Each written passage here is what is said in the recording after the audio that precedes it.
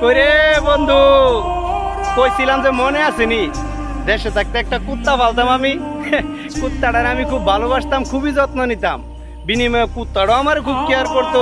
আমি তো প্রবাসে ছিলাম, কুত্তাটার একদিন আমার পাশে পাশে সুন্দর করে বুঝাই আছি, পেটের দায়ে প্রবাসে যাইতেছি আমি, কষ্ট হইলো কিন্তু আমার বাড়ি চাইরা যাইস না। তবে কুত্তা কি কথা শোনার প্রাণী। পাশের বাড়ির এক বুইরা চাচার রাতে রুটি দেখা কুত্তা গেছে বুইরা চাচার লোকে বাইকা।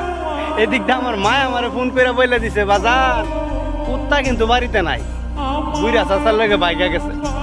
এই কথাটা শোনার পর মনটার মধ্যে অনেকটাই কষ্ট পাইছি।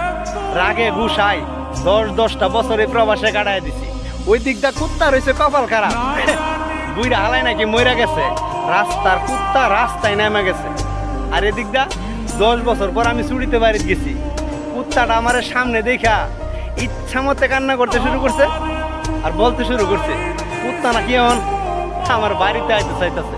এখন তুই ক বন্ধু, এই 10 বছর আগের কুত্তা এখন কি আর আগের মতো আছে? জিরবালাম হয়ে গেছে কেনা? তুই কত বন্ধু, এই আগের কুত্তাটার কি এখন নতুন করে আবার আমার বাড়িতে আনা যাইব? অ্যাকচুয়ালি কথাটা মুটো কুত্তার জন্য ছিল না। যারা আমার মতো দেশ এই সমস্ত কুত্তা পালতেন তারাই বুঝবেন। ধন্যবাদ।